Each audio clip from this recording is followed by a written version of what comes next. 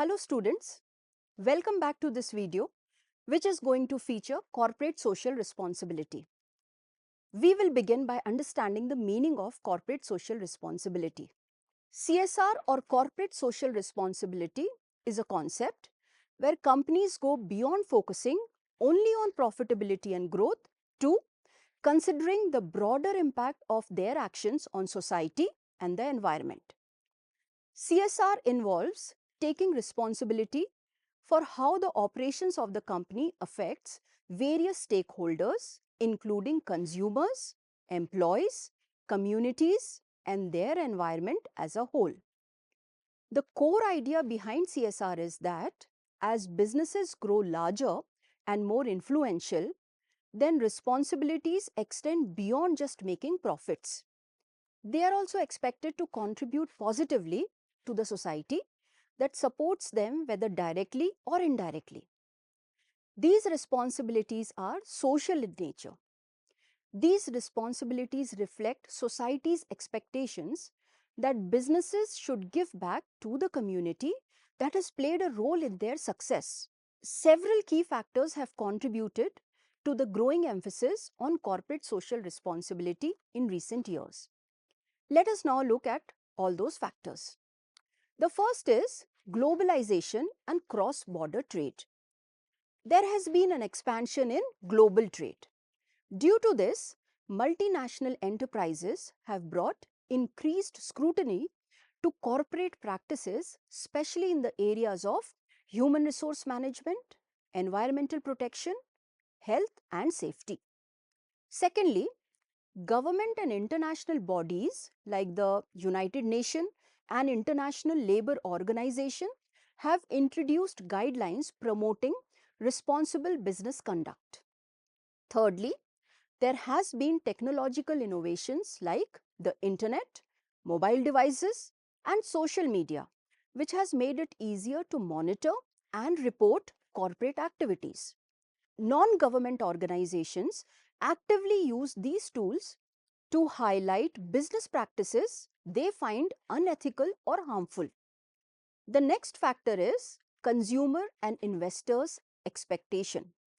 Modern consumers and investors are increasingly aware and concerned about social and environmental issues. They demand great transparency and accountability regarding the management of risks and opportunities. The next factor is high-profile ethical lapses and scandals, which led to widespread public mistrust of corporations. In light of all these factors, many companies now recognize that a well-implemented CSR strategy can minimize business risks, it can create new market opportunities, and strengthen the brand image and reputation of the company. Now we will discuss an important aspect of corporate governance in India as mandated under the Companies Act of 2013. The Companies Act of 2013 marks the significant shift in how businesses engage with society. The Act makes it a statutory obligation for the companies to undertake CSR initiative towards social, environment and economic applicability. According to Section 135, subsection 1 of the Companies Act, the CSR provision is applicable to companies which fulfill any of the following criteria during the immediately preceding financial year. The criteria are companies having net worth of rupees 500 crore or more, or companies having turnover of rupees 1000 crore or more, or companies having a net profit of rupees 5 crore or more. So as per the Companies Act 2013, every company which are registered under the Companies Act and are having the criteria which I just now mentioned should undertake corporate social responsibility and they need to constitute CSR committee.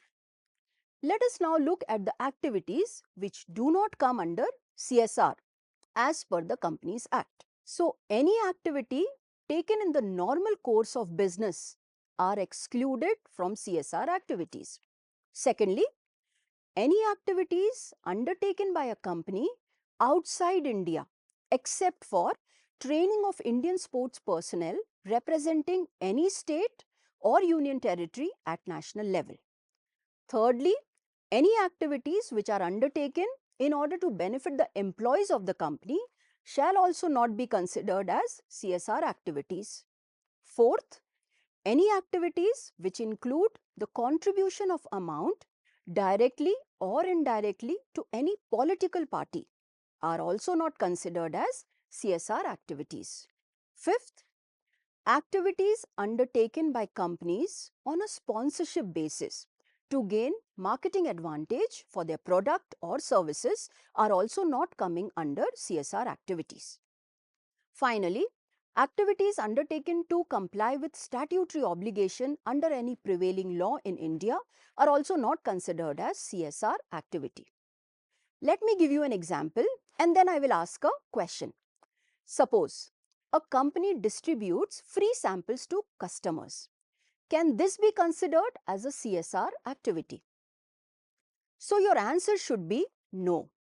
This activity will fall under the normal course of a business and so it is not considered as a CSR activity. Another example is when a company organizes preventive health camps or awareness programs for its business associates, dealers, vendors, then also it is not considered as a CSR activity because in this activity, the beneficiaries are the persons who are associated with the company. Therefore, it will be regarded as an activity which is undertaken in the normal course of business. In the beginning of this video, I had mentioned about the CSR committee. Let us now look at the CSR committee in detail. The CSR committee is responsible for formulating and monetizing the CSR policy of the company. The CSR committee must consist of at least 3 directors, including at least 1 independent director. In case a private company has only 2 directors on the board, then the CSR committee can be constituted with these 2 directors. For a foreign company, the CSR committee should have at least 2 persons, of which 1 person should be resident in India and the other person nominated by the foreign company. Let us now look at the roles and responsibilities of the CSR committee. First, it formulates and recommends the CSR policy, outlining the activities which the company can undertake. Secondly, it recommends the CSR expenditure which the company can incur. And finally, the CSR committee monitors the implementation of the CSR policy periodically. Let us now look at the activities which can be undertaken by the companies as a part of its corporate social responsibility. Number 1, eradicating hunger, poverty, and malnutrition, promoting healthcare, sanitation, and safe drinking water. Number 2, promoting education and vocational skills, especially for children, women, elderly, and differently abled. Number 3, empowering women and promoting gender equality. Number 4 is related to environmental sustainability, which includes conservation of natural resources. Number 5 are activities related to protecting heritage, art, and culture. Next is welfare of armed forces veterans and war widows. Next is promotion of sports including rural, national, Paralympic and Olympic sports. The next CSR activity includes contributions to the Prime Minister's relief funds and similar government relief funds. Rural development projects and slum area development projects are also permitted under CSR activities. Finally, disaster management, which includes relief and rehabilitation related activities. There is one important point which you should remember here. That is, while selecting CSR activities, companies should prioritize local areas and regions surrounding their operational locations. So students, this was all about corporate social responsibility which the companies should undertake. Remember, CSR is just not a legal application, it's a commitment to create a better, more inclusive and sustainable future for all. Thank you for listening. Happy learning.